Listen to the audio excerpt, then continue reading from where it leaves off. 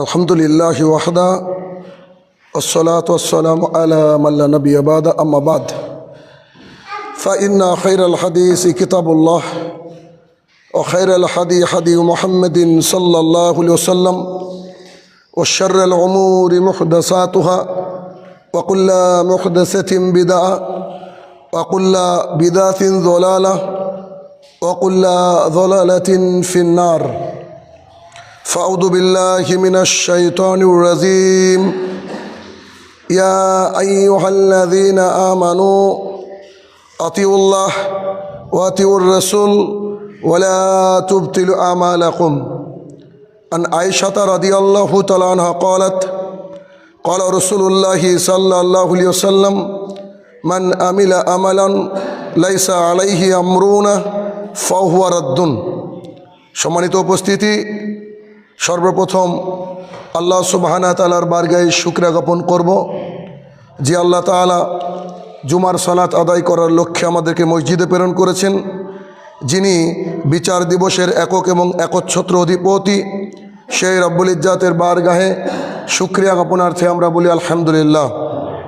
অতঃপর সমগ্র মানব জাতির শিক্ষক, সমগ্র মানব জাতির পথপ্রদর্শক মুহাম্মদুর রাসূলুল্লাহ সাল্লাল্লাহু আলাইহি সাল্লামের ওপর শতকোটি সালাত ও সালাম বর্ষিত হোক, আমরা বলি আল্লাহুম্মা আমিন। আজ সংক্ষিপ্ত খুতবার বিষয় ওয়াকাফ সংশোধনী বিল। আজকের খুতবা শুধুমাত্র আমাদের মসজিদের জন্য নয়, বরং গোটা ভারতবর্ষের যত বাঙালি আছে যারা বাংলা বোঝে তাদের জন্য তথ্য এবং তত্ত্ববহুল আলোচনা, যা সবার জন্য এই মুহূর্তে জানা জরুরি এবং পদক্ষেপ নেওয়া জরুরি। অতএব একটা কোনো অংশ এই খুতবা থেকে মিস করা যাবে না। আবারও একবার বলে রাখি, এই আজকের খুতবার আলোচনার বিষয় ওয়াকাফ সংশোধনী বিল 2024। এ বিষয়ে আমাদের গ্রাম বাংলার মানুষ অনেকেই অবগত নন যে ওয়াকাফ কি, ওয়াকাফ বিল কি। এই বিষয়টা আমাদের জন্য এখন জানা জরুরি। ওয়াকাফ এটা 4 আরবি শব্দ, যার অর্থ হচ্ছে আল্লাহ সুবহানাহু ওয়া তাআলার রাস্তায় কোনো কিছুকে স্থায়ীভাবে দান করে দেওয়া, যেটার নাম হচ্ছে ওয়াকফ বা ওয়াকাফ। এই ওয়াকাফ মানে হচ্ছে, আবারও বলি, যে কোনো মানুষ তার সম্পদ, তার টাকা পয়সা, তার ব্যাংক ব্যালেন্স মারা যাওয়ার আগে আল্লাহ সুবহানাহু ওয়া তাআলার রাস্তায় দান করে যায়, আর সেই দান থেকে অসহায়, দরিদ্র বা যারা উপকার পাওয়ার তারা উপকার পায়, যা মূলত আল্লাহর জিনিস। ওয়াকফ করা হয় যা, তা মূলত আল্লাহর জিনিস। আর একটা বোর্ড যার মাধ্যমে এই সম্পদগুলোকে দেখভাল করা হয়, আয় ব্যয়ের হিসাব করা হয়, এ থেকে সমাজের কল্যাণমূলক কাজ করা হয়, তাকে বলা হয় ওয়াকাফ বোর্ড। তাহলে সোজা বাংলা ভাষায় ওয়াকাফ সম্পদ মানে আমাদের পূর্বপুরুষ, মুসলমান পূর্বপুরুষ, আমাদের বাপদাদারা যারা জান্নাত লাভের আশায়, আল্লাহ তাআলার সান্নিধ্য লাভের আশায় মুসলমান কমিউনিটির উন্নতি কল্পে যেসব জমি একেবারে আল্লাহকে দান করে দিয়ে চলে গিয়েছে, সেই সব জমিকে ওয়াকাফ নামক যে বোর্ড তারা দেখভাল করে, দেখাশোনা করে। সেই বিল যে 2024-এ পরিবর্তন করা হয়েছে, তা নিয়ে আমাদের চিন্তা ভাবনার বিষয় রয়েছে। তাহলে ওয়াকাফ আল্লাহর উদ্দেশ্যে, আল্লাহর রাহে দানকৃত সম্পদ স্থায়ীভাবে। আর যারা এই সম্পদকে রক্ষণাবেক্ষণ করে তারা হচ্ছে ওয়াকাফ বোর্ডের সদস্য বৃন্দ, সভাপতি থাকে, ক্যাশিয়ার, সেক্রেটারি, সব কিছু থাকে। আচ্ছা, এখন আমাদের জানা দরকার যে ওয়াকাফের সম্পত্তি কতটুকু ওয়াকাফ সম্পত্তি রয়েছে, মানে মুসলমানের আমাদের বাপদাদার দান করা সম্পদ কতটুকু রয়েছে আমাদের, এটা জানা জরুরি। ভারতবর্ষের বুকে সবচেয়ে বেশি জমি যাদের কাছে রয়েছে গোটা ভারতবর্ষের বুকে সবচেয়ে বেশি জমি যে ডিপার্টমেন্টের হাতে রয়েছে তারা হচ্ছে 1 নম্বরে রেল ডিপার্টমেন্ট। রেলওয়ে ডিপার্টমেন্ট, তাদের কাছে সবচেয়ে বেশি জমি আছে গোটা ভারতবর্ষের বুকে। যত জমি আছে তার 1 নম্বরে আছে রেল ডিপার্টমেন্ট। 2 নম্বরে আছে ডিফেন্স, অর্থাৎ পুলিশ যাকে আমরা বলি, এই পুলিশ ডিপার্টমেন্টের মধ্যে 2 নম্বর জমি। আর 3 নম্বরে যাদের জমি আছে তারা হচ্ছে ওয়াকাফ।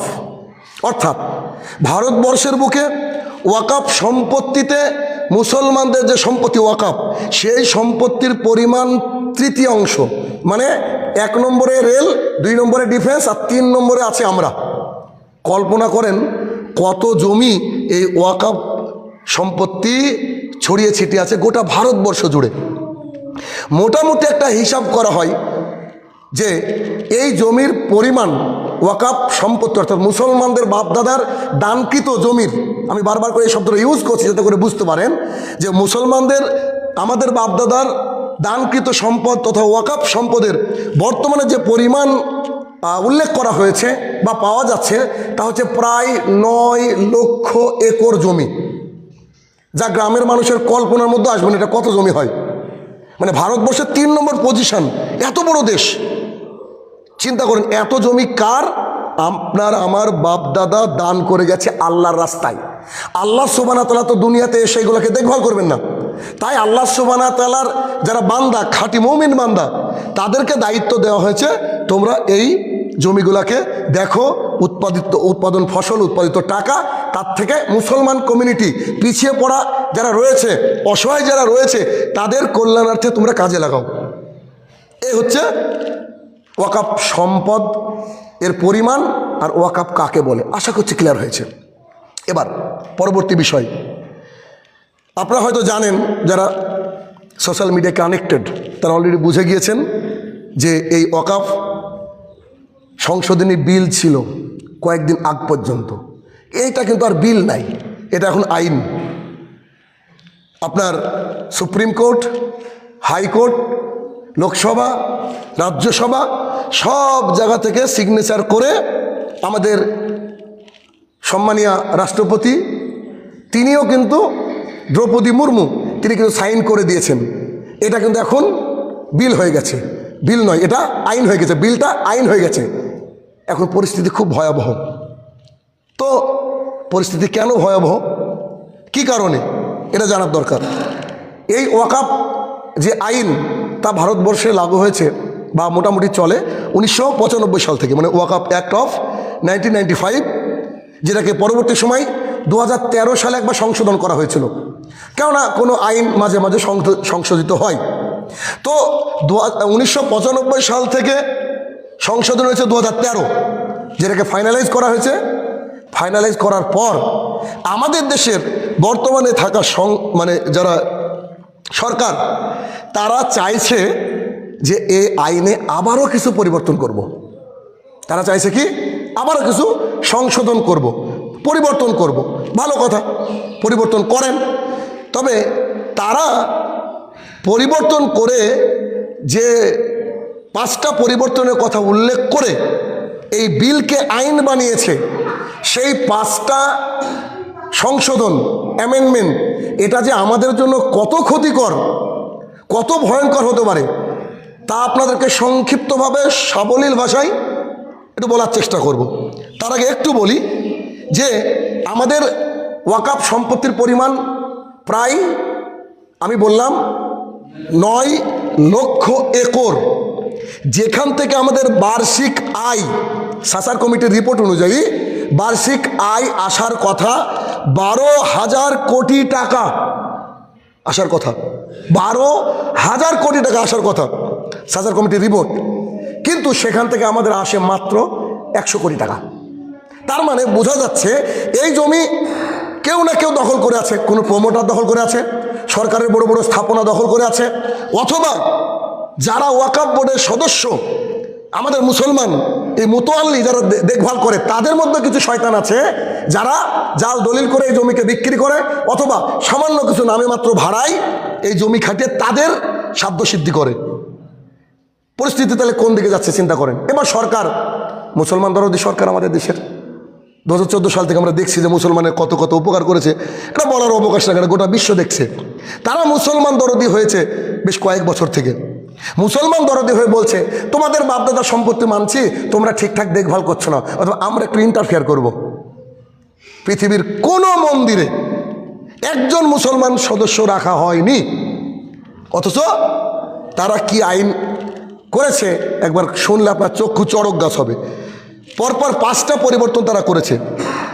1995 এবং 2013 দুবার চেঞ্জ করার পরেও তারপরে আবার 2024, এই 2024-এ এসে তারা বলছে যে আমরা এই বিলে 5টা পরিবর্তন করলাম। এখন আপনি আমি আমাদেরকে জানতে হবে যে এই 5টা পরিবর্তন কি। 1 নম্বর পরিবর্তন, এই কমিটিতে, ওয়াকাফ কমিটিতে মুসলমান সদস্য তো থাকবে, সেই সাথে সাথে 2 জন মিনিমাম, অল্প করে 2 জন মিনিমাম 2 জন হিন্দু সদস্য ঢোকাতে হবে। এ আইন যে অনৈতিক, বহু বুদ্ধিমান চোখ কানওয়ালা হিন্দুরাও বলছে। কেননা রাম মন্দির যেখানে হয়েছে কই সেখানে তো তাদের কোর কমিটি, সেই কমিটিতে কোনো হিন্দু মুসলমানকে রাখা হয়নি। অযোধ্যা যে মন্দির রয়েছে সেখানে তাদের যে কমিটি, সভাপতি, সেক্রেটারি, ক্যাশিয়ার, এক্সিকিউটিভ সেক্রেটারি ইত্যাদি, তার মধ্যে তো কোনো অমুসলমানকে রাখা হয়নি। তাহলে কেন, এটা আমাদের প্রশ্ন, যে কেন এই আইন এমন করা হলো যে হিন্দুরা আমাদের জমি দেখভাল করবে না, আমার মসজিদে ক্যাশিয়ার রাখবো আমি একজন সনাতনকে? এটা আশ্চর্য মনে হচ্ছে, কিন্তু তাদের কাছে এটাকে ইজি মনে হয়েছে। এই বিল পরিবর্তন করে বলছে যে তোমরা ঠিকঠাক দেখভাল করতে পারছো না, আমরা হিন্দুরা খুব ইমানদার, সো আমরা অন্তত 2 জন, সরকার বলছে 2 জন ব্যক্তি দিব যারা তোমাদের ওয়াকাফ সম্পত্তি একটু ঠিকঠাক করে দেখভাল করবে। যদি কোনো মানুষের দিমাগ নষ্ট হয়ে না যায়, মাথা নষ্ট না হয়ে যায়, এই কথা কি করে মেনে নিতে পারে একজন মুসলমান, একজন হিন্দু, একজন চোখ কানওয়ালা হিন্দু কি করে মেনে নিতে পারে? হাজারো হিন্দুরা প্রতিবাদ করছে, আলহামদুলিল্লাহ। তাহলে প্রথম আইন কি, যে আমাদের কমিটিতে আমাদের বাপদাদার সম্পত্তি আমরা দেখব, কিন্তু তারা বলছে না, তোমরা ঠিকঠাক দেখভাল করতে পারো না। তাই তারা আমাদের উপরে দরদি হয়ে 2 জন ব্যক্তি দিতে চাইছে, যা একেবারে অমানবিক, যা মেনে নেওয়ার মতো নয়। 2 নম্বর, যে জমির 2 নম্বর আইন কি দেখেন, যে জমির কয়েকজন দাবিদার রয়েছে, ডিসপিউট রয়েছে, ডিসপিউট বলতে গেলে ঝুট ঝামেলা রয়েছে একটা জমি নিয়ে, সরকার বলছে আমার জমি, একজন লোক এসে ওয়াকাফ সম্পত্তিওয়ালা, ওয়াকাফ যারা মানে মেনটেন করে তারা এসে বলছে না এটা আমাদের সম্পত্তি, আর আরেকজন লোক এসে বলছে না এটা আমার সম্পত্তি। মানে যে জমি নিয়ে একটু ঝামেলা রয়েছে, অথচ সেটা ওয়াকাফের সম্পত্তি, অন্য সম্পত্তি নয়, ওয়াকাফের সম্পত্তি। কিন্তু কেউ এসে খালি বলে দিল এই জমিটা আমার, আরেকজন এসে বলছে এই জমিটা আমার। এইটা যদি হয় তাহলে সরকারের অফিসার যা ফায়সালা করবে আমাদেরকে মেনে নিতে হবে। বুঝতে পারেননি বোধহয়? মানে কি দাঁড়ালো, যে একটা জমি ওয়াকাফ, ওয়াকাফ সম্পত্তি আমাদের বাপ দাদা দান করা সম্পদ। এখন 3 জন লোক এসে বলছে এ জমির মালিক আমি, দলিল নাই, কিচ্ছু নাই, এমনি কি বলছে এ জমির মালিক আমরা বা আমি। তখন আইন তারা পাশ করেছে, যদি কোনো জমিতে এরকম ঝামেলা হয়, কেউ একাধিক ব্যক্তি দাবি করে যে এই জমির মালিকানা আমার, তাহলে সেই সিচুয়েশনে সরকার যে 2 জন ব্যক্তিকে নিয়োগ করবে তারা যা বলবে ওয়াকাফকে মেনে নিতে হবে। মানে সুকৌশলে ঝামেলা লাগিয়ে দিয়ে মুসলমানদের সম্পদকে হাতিয়ে নেওয়ার জন্য মুসলমান দরদি হয়ে যেই কোর্ট 5টা পর্যন্ত চলে, সেই কোর্টকে রাত্রি 2:30 পর্যন্ত চালিয়ে আমাদের মুসলমানের উপকারের লক্ষ্যে কি করছে, আইন পাশ করছে। নিশ্চয়ই আমরা চালের ভাত খাই, আমরা অতটা অবুদ্ধিমান না যে এই মানে সামান্য জিনিসটাও বুঝতে পারবো না। তাহলে এই আইন কতটা ধ্বংসাত্মক চিন্তা করেন, আরও একটু পরে বুঝতে পারবেন, আস্তে আস্তে আমি সবগুলো ধরনের আলোচনা করব। 2 নম্বর আইন। 3 নম্বর কি পরিবর্তন করার চেষ্টা করেছে বা অলরেডি হয়ে গেছে, সেটা হচ্ছে ওয়াকাফকৃত জমির যদি দলিল না থাকে, 1 মিনিট, 300 বছর আগের উপস্থাপনা, 400 বছর আগের কবরস্থান, 500 বছর আগের দরগা, 600 বছর আগের আমাদের কোনো পুরাতন মাদ্রাসা, কারোর কোনো দলিল নাই। এমনকি এদেশের প্রধানমন্ত্রীর জন্মের সার্টিফিকেট আছে কিনা তাই তো সন্দেহ। আজ থেকে 100 বছর আগে যারা জন্মগ্রহণ করছে তাদের কারোরই তো জন্মের সার্টিফিকেট নাই হয়তোবা, কিন্তু জমির দলিল কি করে থাকবে? আগেকার জামানায় তো দলিল লেখা হতো না, এভাবে হতো না। আল্লাহ রাস্তায় যেটা দিয়ে দেওয়া হয় তার আবার দলিল কি করে থাকে? এই মসজিদে অনেকে দান করে, এর কোনো দলিল আছে না? আমাদের কাছ থেকে যদি রিপোর্ট চান কি করে দিব? ও তো আল্লাহ রাস্তায় দান করছে। অনেকে আবার এমনি দান করে দেয় যাতে করে তার নামটা না নেওয়া হয়, কারণ ইমানদার মুসলমান। তার কি করে দলিল থাকবে? তো বলা হচ্ছে যে ওয়াকাফকৃত জমির 3 নম্বর আইন, 3 নম্বর নিয়ম, ওয়াকাফকৃত জমির যদি দলিল না থাকে তাহলে সরকার তা নিয়ে যা খুশি তাই করবে। অর্থাৎ মাদ্রাসা, মসজিদ, গোরস্থান যেগুলো আমাদের আছে এসে বলবে যে তালাবদ্ধ, এগুলো ওয়াকাফ সম্পত্তি, so you have to remove right now, এগুলো আপনাকে সরিয়ে ফেলতে হবে। মানে আমার বাপদাদার গোরস্থানকে তাদের করে নেবে। আমাদের বাপদাদার ওই দিল্লি জামা মসজিদ, আরও কত কি মসজিদ, চেরামান জামে মসজিদ, কেরালার পুরনো মসজিদ, ওখানে গিয়ে বলবে এর তো দলিল নাই, সুতরাং এই জমিটা আমাদের। তার মানে সোজা কথা, এই আইন পাশ করার মাধ্যমে এদেশের সরকার চাইছে মুসলমানদের ওয়াকাফ সম্পত্তি, বিশাল সম্পদ, এই সম্পদকে হাতিয়ে নিয়ে তারা তাদের মতো মানে স্বার্থ হাসিল করবে। অথচ এটার উপরে রাষ্ট্রপতি সিগনেচার করে দিয়েছে। এটার উপরে এদেশের মানবতার ফেরিওয়ালারা ভোট দিয়ে পাশ পর্যন্ত করিয়েছে। গোটা বিশ্ব জুড়ে মুসলমানদের উপরে যে অত্যাচার চলছে, ভারতে এই অত্যাচারের আরও একটা নমুনা। চিন্তা করে, মানে এই জমিটা আমরা কিনেছি, তার ট্রাস্ট করেছি, এটা তো রিসেন্ট করা, কিন্তু আজ থেকে আমি বোধহয় নিশ্চিত 40-50 বছর আগে আমাদের এলাকায় কোনো মসজিদের কোনো মাদ্রাসার ট্রাস্ট নাই। এমনকি আমাদের যে পুরনো মসজিদ, সেই মসজিদের ট্রাস্ট আমাদের মসজিদ করার পরেও ওরা আমাদের কাছে এসেছে এবং জানার চেষ্টা করেছে যে কী করে ট্রাস্ট করতে হয়। কারণ মুসলমানরাও তো আইনি বিষয় বোঝে না, তারা আল্লাহকে চিনে, আল্লাহকে ভালোবাসে, বিধায় আল্লাহ রাস্তায় দান করে দিয়েছে, বেশ ঝামেলা শেষ, এটা মনে করেছে মুসলমানরা। তার দলিল কোথা থেকে দেখানো হবে? সোজা কথা, মুসলমানরা দলিল দেখাতে পারবে না, সম্পত্তিকে হাতিয়ে নেবে তারা, তাই এই বিষয়ে তারা আইন তৈরি করে দিয়েছে। তাহলে মাদ্রাসা, মসজিদ, কবরস্থান ইত্যাদি যা দান করেছেন বা আমরা দান করেছি, আমাদের দলিল নাই, এটা স্বাভাবিক। তার মানে এই সম্পদ কার? সরকারের। 4 নম্বর তারা পরিবর্তন কি করেছে? ওয়াকাফ সম্পত্তি যেগুলো আছে সেগুলোকে 6 মাসের মধ্যে রেজিস্ট্রি করতে হবে। আমার দাদার দাদা দান করে গেছে, তার 14 গোষ্ঠী পৃথিবীতে হয়তো নাই, তো রেজিস্ট্রি করতে গেলে তো মালিককে লাগবে বা তার কোনো প্রতিনিধি লাগবে। তাহলে ওই জামানার দলিল যেটা হারিয়ে গেছে বা নাই বা করা হয়নি, সেই জমিকে 6 মাসের মধ্যে কি করতে হবে? রেজিস্ট্রি করতে হবে। তো 6 মাসের মধ্যে রেজিস্ট্রি কি করে সম্ভব? তারা 4 নম্বর পরিবর্তন এটা এনেছে যে কি 6 মাসের মধ্যে রেজিস্ট্রি করতে হবে। আর যদি 6 মাসের মধ্যে না হয়, রেজিস্ট্রি করা না হয়, তাহলে সেগুলোর দাবি, আস্তাগফিরুল্লাহ, সেগুলোর দাবি নিয়ে কোর্টেও যাওয়া যাবে না। এটা লিখে সাইন করা হয়ে গেছে, বিল, এটা বিল নয় আর কি, আইন। মানে আমরা যে 6 মাস সময় পেলাম, ধরেন 6 মাসের মধ্যে করতে পারলাম না, 7 মাসের মাথায় হয়তো হবে, বা মরিয়া হয়ে দলিল কি করে করা হয়, রেজিস্ট্রি কি করে করা হয়, তার নিয়ে ছোটাছুটি করতে করতে 6 মাস পার হয়ে গেছে। এখন আমরা যদি হাইকোর্টে যাই, তো আইনে বলা আছে তোমরা হাইকোর্ট পর্যন্ত পৌঁছাতে পারবে না, কারণ তোমরা এটা সিগনেচার আইন হয়ে গেছে। মানে এই জমি যে তোমার, এই জমি তোমার, এই দাবি নিয়ে তোমরা কোথায় যেতে পারবে না? কোর্টের দ্বারস্থ হতে পারবে না, হাইকোর্টের দ্বারস্থ বা কোনো কোর্টের দ্বারস্থ হওয়া যাবে না। সোজা কথা, জমিকে ডাকাতি করার অন্যতম এক পায়তারা চলছে। 5 নম্বর, 2013 সালে ওয়াকাফ সংশোধনী বিলকে আনা হয়েছিল আরেকবার, কিছু ডিসপিউট হয়তো ছিল, করা হয়েছিল। তো তখন ওয়াকাফ ট্রিবিউনাল একটা আইন করা হয়েছিল, যে ওয়াকাফ ট্রিবিউনাল যারা একটা বোর্ড, এই বোর্ডটা ওয়াকাফ সম্পত্তির ব্যাপারে যা সিদ্ধান্ত দিবে তাই হবে। এটা 2013 কিছুদিন আগেও করা হয়েছিল, যে তারা সিদ্ধান্ত দিবে যা তাই করা হবে।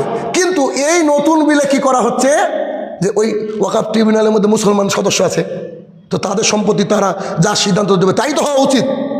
কিন্তু আইন এবার কি করা হচ্ছে, ওদের পছন্দ হয়নি, মানে জমি হাতে নিতে তাদের সমস্যা হবে, তাই তারা কি করেছে, যে ওয়াকাফ ট্রিবিউনাল যদি কোনো সিদ্ধান্ত দেয়ও, তারপরেও কেউ যদি ক্লেম করে, খালি দাবি করে না না না না এই জমিটা আমারই তো ছিল, এমনি আন্দাজ আর কি, সোজা কথায় আমারও ছিল, তাহলে সেই ব্যক্তি কোর্টে যেতে পারবে। দেখেন আগের আইনে, আগের নিয়মে কি বলা হলো, যে ওয়াকাফওয়ালারা কোর্টে যেতে পারবে না কেউ দাবি করলে। আর এখন বলছে যে ওয়াকাফের যে একটা গ্রুপ আছে, এই ওয়াকাফ ট্রিবিউনাল, ইনারা কোনো সিদ্ধান্ত দিয়ে দিল, অর্থাৎ মুসলমানদের ওয়াকাফ যারা সম্পর্কে রক্ষা করে সে আইনি কমিটি, তারা যদি কোনো সিদ্ধান্ত দেয়, তাহলে কেউ যদি এসে দাবি করে এটা আমার সম্পদ, তাহলে কি বলা হচ্ছে, আপনি কোর্টে যান, আইনি নোটিশ নড়ুন, আইনভাবে আইন চালান, ইনশাল্লাহ আপনারা এটাকে পরিবর্তন করতে পারবেন। কল্পনা করা যায়? চিন্তা করেন, এই হচ্ছে 5টা পরিবর্তন করে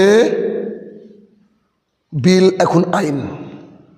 তার মানে এই যে মসজিদ যেখানে দাঁড়িয়ে খুতবা দিচ্ছি, আগামী দিনে যদি কোনো কেউ এসে বলে যে এই মসজিদ ওয়াকাফ সম্পদ, এখানে আমরা একটা শপিং মল করতে চাইছি সরকারের তরফ থেকে, আমাদের কোনো কথা বলার অধিকার নাই। এবার আপনি কল্পনা করেন তো, গোটা ভারতবর্ষে সর্বোচ্চ 3 নম্বরের জমি হচ্ছে আমাদের বাপদাদা দানকৃত সম্পদ। Crore crore billion billion trillion trillion টাকার সম্পদগুলোকে হাতিয়ে তো নেবেই, কিন্তু সেই সাথে সাথে মুসলমানকে নিশ্চিহ্ন করার অন্যতম একটা পায়তারা চলছে গোটা ভারতবর্ষ জুড়ে। গোটা ভারতবর্ষ জুড়ে পরিস্থিতি খুব ভয়াবহ। কিভাবে পরিবর্তন করে এটাকে রাতারাতি বিলকে আইন বানিয়ে দিল। তাহলে এখন আমাদের কি করার আছে, আমাদের কি করার আছে সেটা পরে বলছি।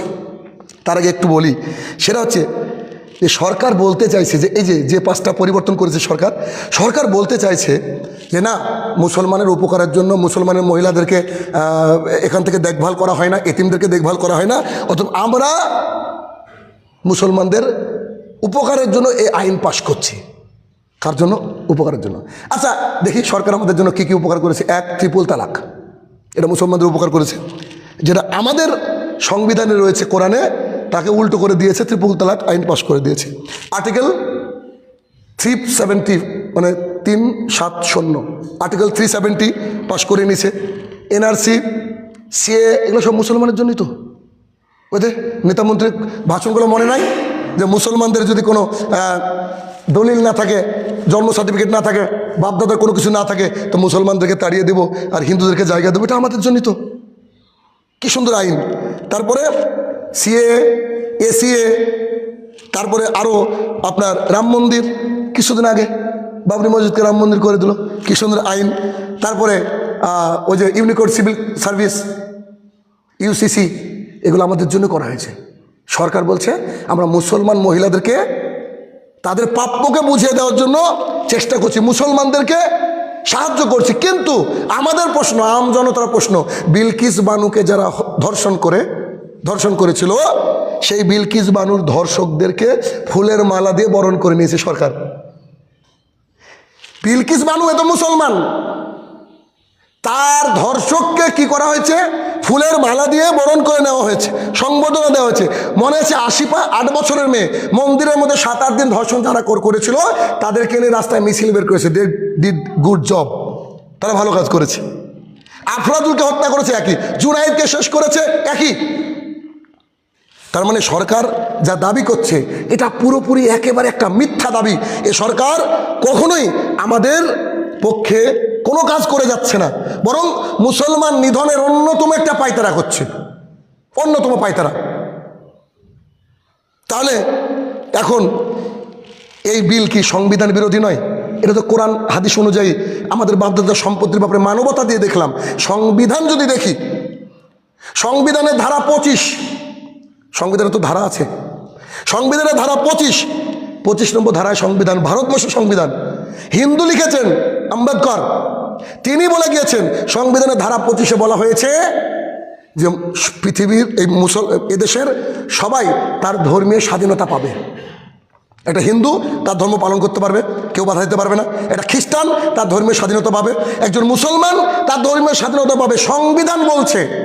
তাহলে তারা যে আইনকে আনছে, এই আইন অনুযায়ী আমরা আমাদের ধর্মীয় স্বাধীনতাকে তারা নষ্ট করার চেষ্টা করছে। তারা সংবিধান বিরোধী, শুধু ইসলাম বিরোধী নয়, তারা সংবিধান বিরোধী।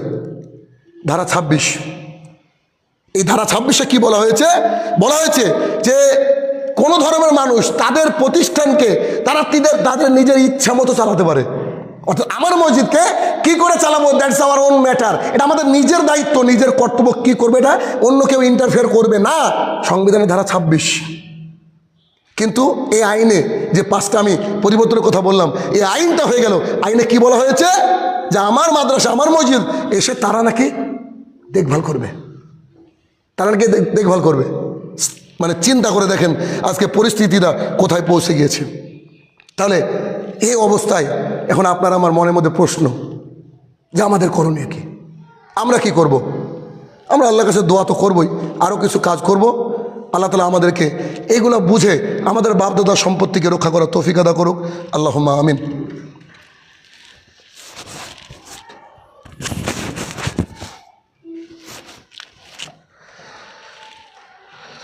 আলহামদুলিল্লাহি ওয়াহদা ওয়াসসালাতু ওয়াসসালামু আলা মান লা নাবিয়্যা বাদা আম্মা বাদ। খুবই গুরুত্বপূর্ণ কথা, আমাদের করণীয় কি? আমরা মুসলমান, আমাদের একটা সংবিধান আছে, আমরা সেই সংবিধান অনুযায়ী আমাদেরকে চলতে হবে, এর বাইরে আমরা চলতে পারি না। এখন এই যে বিল, যেটা আইন হয়ে গেছে, এই বিলের কি বিরোধিতা করা যাবে? এই আইনের কি বিরোধিতা করা যাবে? এটা আমাদের কাছে প্রশ্ন, অনেকের কাছে প্রশ্ন।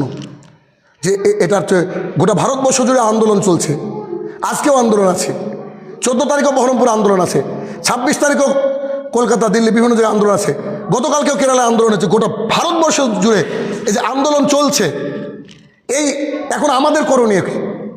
অনেকে প্রশ্ন করছে। দেখুন, ইসলাম কমপ্লিট কোড অফ লাইফ, পূর্ণাঙ্গ জীবন বিধান। ইসলাম মানবতার এক ধর্ম, যেটা আমাদেরকে দিয়েছে সে অনুযায়ী আমরা কাজ করতে পারবো।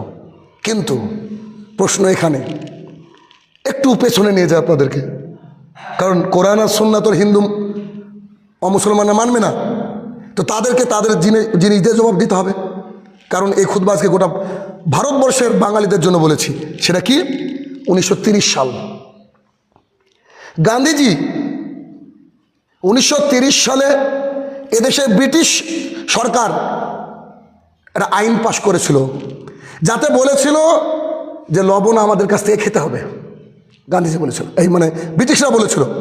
1930 সালে আমাদের নেতা, ভারতবর্ষের নেতা, যার ছবি টাকার উপরে দেওয়া হয়েছে, পরম শ্রদ্ধেয় নেতা, তাই না? সেই নেতা কোর্টে আইন পাশ হওয়ার পরেও নিজে নমক বিরোধী আন্দোলনে লিপ্ত হয়েছিলেন এবং সে আইনকে বাতিল করে ছেড়েছিলেন। যদি ভারতীয় হিসেবে কথা বলি, তাহলে আমাদের লিডার, আমাদের নেতা মিস্টার গান্ধীজি, মোহনদাস করমচাঁদ গান্ধীজি, তিনি আমাদেরকে শিখিয়েছেন যদি কোনো আইন মানবতা বিরোধী হয়, কোনো কমিউনিটি বিরোধী হয়, যে আইনে তোমাদের ক্ষতি, সেটা আইন হতে পারে না, তার বিরুদ্ধে আন্দোলন তোমরা করো। আমাদের নেতা আমাদেরকে শিখিয়েছে, মিস্টার গান্ধীজি। মুসলমানরা গোটা ভারতবর্ষ জুড়ে যে আন্দোলন করছে, এটা একেবারে সাংবিধানিক, বৈধ, আমাদের লিডার দ্বারা স্বীকৃত। অথবা আন্দোলন হবে, নিশ্চিত হবে, এতে কোনো সন্দেহ নাই। আমাদের লিডার গান্ধীজি আমাদেরকে শিখিয়েছেন, স্বাধীনতার অন্যতম পথিকৃৎ, ভারতবর্ষে বুকে ইংরেজদেরকে এদেশ থেকে তাড়িয়ে দেওয়ার অন্যতম পথিকৃৎ তারা, তাদের কাছ থেকে তো আমরা শিখবো। স্কুলে তো তাই শেখানো হয়। তিনি বিরোধিতা করেছিলেন, আমরাও সেই অ্যামেন্ডমেন্টের বিরোধিতা করছি। এই পরিবর্তন আমাদের দরকার নাই, এত আমাদের মধ্যে ইন্টারফেয়ার করার দরকার নাই। আমাদের সম্পত্তি আমরা দেখভাল করতে পারবো। হ্যাঁ, সরকারের তরফ থেকে একটা কাজ করতে পারে, যে জমিটা ঠিকঠাক বন্টন কিছু হচ্ছে কিনা দেখার দরকার।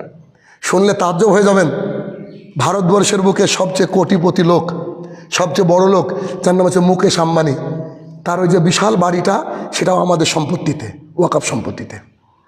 কয়েকটা রেল স্টেশন আমাদের সম্পত্তিতে আছে। তাদের তো সমস্যা অন্য জায়গায়, তারা তো হাতিয়ে নেওয়ার চেষ্টা করছে। এগুলোকে ধরতে দেয়নি আজ পর্যন্ত কেউ, কিন্তু এগুলো সব খুঁচিয়ে খুঁচিয়ে বের করা হচ্ছে। সমস্যা তাদের, এই জন্য তারা জোর করে আইন পাশ করা হচ্ছে। তবে আশাবাদী, ভারতবর্ষের মুসলমান যদি পাঞ্জাবিদের মতো আন্দোলন করে, যে কৃষক আন্দোলন, যারা রাস্তায় নেমে তারা তাদের অধিকারকে হাসিল করেছে, আমরা মুসলমানরা যদি আন্দোলন করি, নিশ্চিত এই আইন সরকার কেন ওর বাপ তুলে দিতে বাধ্য হবে। কেননা গান্ধীজি আমাদেরকে শিখিয়েছেন। তাহলে কি? প্রতিবাদ করতে হবে।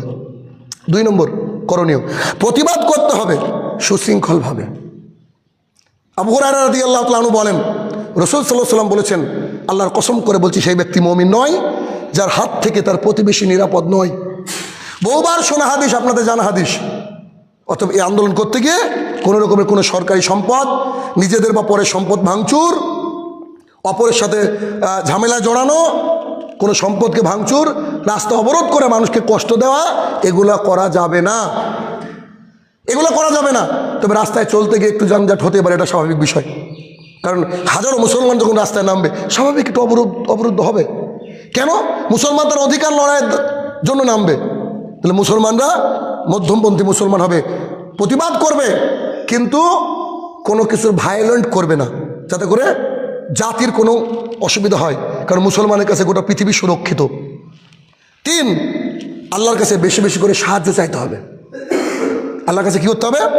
বেশি বেশি করে সাহায্য চাইতে হবে সলাতের মাধ্যমে। এটা কে শিখিয়েছে? এটা মুহাম্মদ রাসূলুল্লাহ সাল্লাল্লাহু আলাইহি সাল্লাম শিখেছেন। যখন তাকে তায়েফের ময়দানে মেরে রক্তাক্ত করে দেওয়া হলো, তিনি কিন্তু এসে সলাত আদায় করে আল্লাহর কাছে দোয়া করেছিলেন। যখন তিনি বিপদে পড়তেন, কষ্ট পেতেন, তখন সঙ্গে সঙ্গে তিনি মসজিদে গিয়ে 2 রাকাত সলাত আদায় করে আল্লাহর কাছে দোয়া করতেন। আজকে ভারতবর্ষের 95% মানুষ মুসলমান যারা সলাতে আদায় করে না, এদের আবার ওয়াকাফ সম্পত্তির উপরে দরদ কী করে আসবে? অর্থাৎ তারা যদি এই সিদ্ধান্ত নেয়, আজকের আমার এই জুমার খুতবা শুনে তারা যদি এই সিদ্ধান্ত নেয় যে আজকের পর থেকে আমরা সলাত আদায় করে অন্তত একদিন তাহাজ্জুদ পড়ে আল্লাহর কাছে কেঁদে আল্লাহর কাছে বলবো, তারপরের দিন রাস্তায় নামবো, দেখি কোন মায়ের বেটা আছে আমাদের সম্পদকে তারা হাতিয়ে নেয়। তাহলে কী করতে হবে? আল্লাহর কাছ থেকে সাহায্য চাইতে হবে। যিনি আছেন বিশ্ব নিয়ন্তা, তিনিই পারেন গোটা পৃথিবীকে পরিবর্তন করতে, তিনিই পারেন। তাহলে শুধুমাত্র আমরা আমাদের মতো আন্দোলন করে গেলাম, মসজিদমুখী হলাম না, ইমানদার হলাম না, তাহলে এই ওয়াকাফ সম্পত্তি দখল করেও কোনো কাজ নেই, আইনকে চেঞ্জ করে কোনো কাজ নাই। কেননা যদি আপনি সলাত আদায় করে আল্লাহর কাছে চেয়ে আপনি ওখানে যান, হয়তো আল্লাহ আপনাকে শহীদি মর্যাদাও দিতে পারে। তাহলে কি করতে হবে? নামাজের মাধ্যমে সাহায্য আল্লাহর কাছে চাইতে হবে। পরিশেষে নিজের সম্পদ রক্ষা সবাইকে করতে হবে, কারণ এটা একটা খুবই গুরুত্বপূর্ণ ইসলামের বিষয় যে নিজের সম্পদ রক্ষা করার জন্য যুদ্ধ পর্যন্ত করার কথা রাসূল সাল্লাল্লাহু আলাইহি ওয়াসাল্লাম বলেছেন। না, আমাদের সম্পদ, আমাদের দাদারা শুয়ে আছে, আমাদের আত্মীয় শুয়ে আছে, সে কবরকে তারা নিয়ে নেবে, তারপরে শপিং মল বানাবে, যা খুশি করে তাই তারা ইউজ করবে, এটা হতে পারে নাকি? অসম্ভব। তাহলে আসুন আমরা ওয়াকাফ সম্পর্কে বেশি বেশি করে মানুষকে সচেতন করি এবং সেই অনুযায়ী আমরা আমাদের জীবনকে পরিচালনা করি, যেমন করে আমাদের গাইডলাইন দিয়েছেন আমাদের নেতাগণ, আমাদের রাসূল সাল্লাল্লাহু আলাইহি ওয়াসাল্লাম, আল্লাহ সুবহানাহু ওয়া তাআলা। সেই অনুযায়ী আমরা প্রতিবাদ করি, শালীনতা ভদ্রতা বজায় রেখে, কোনো রকমের কোনো কিছু ভাঙচুর অবরোধ ইত্যাদি না করে যদি প্রতিবাদ করি, কোর্টের দ্বারস্থ হই, ইনশাআল্লাহুল আজিজ এই আমাদের সম্পদ আবার আমাদের হাতে চলে আসবে বলে আমরা আশাবাদী। হে আমার প্রতিপালক, গোটা ভারতবর্ষের মানুষকে এই বিলের বিরুদ্ধে সুন্দর যেমন করে গান্ধীজি আন্দোলন করেছিলেন ওইভাবে আন্দোলন করার তৌফিক আদা করো, আল্লাহুম্মা আমিন। হে আমার প্রতিপালক, আমাদের বাপদাদার অনেক কষ্টে অর্জিত সম্পদ যেগুলো তারা আল্লাহ সুবহানাহু ওয়া তাআলা রাস্তায় দান করে গিয়েছে, মাবুদ সেই সম্পদকে তুমি এভাবে হেলায় আমাদেরকে হারাতে দিও না, যাতে করে আমরা সম্পদকে আবার অর্জন করতে পারি। আল্লাহ তুমি সেই তৌফিক আদা করো, আল্লাহুম্মা আমিন। হে আমার প্রতিপালক, যারা মুসলমানের দরদি বলে কাজ করছে, তারা কেউ যে মুসলমানের দরদ না আমরা বুঝে ফেলেছি, তাদের আসল চরিত্র তুমি গোটা দুনিয়াবাসীর সামনে উদ্ঘাটন করে দাও, আল্লাহুম্মা আমিন। আর মুসলমান কমিউনিটির কাছে আমার একটা দাবি, কোনো মাযহাব, কোনো দল, কোনো মত, এখন যদি আমরা এটা করি তাহলে আমাদের চেয়ে নোংরা, আমাদের চেয়ে নিকৃষ্ট আর কেউ থাকবে না। সমস্ত ভেদাভেদ ভুলে সবারই এগিয়ে আসা উচিত এই আন্দোলনের এর বিরোধিতা করার জন্য, এই অ্যামেন্ডমেন্টের বিরোধিতা করার জন্য, এই আইনের বিরোধিতা করার জন্য। আল্লাহ তাআলা যেন সমস্ত মুসলমানকে এই উসিলায় এক সাথে আসার তৌফিক আদা করে। আল্লাহ তুমি সেই তৌফিক আদা করো, আল্লাহুম্মা আমিন।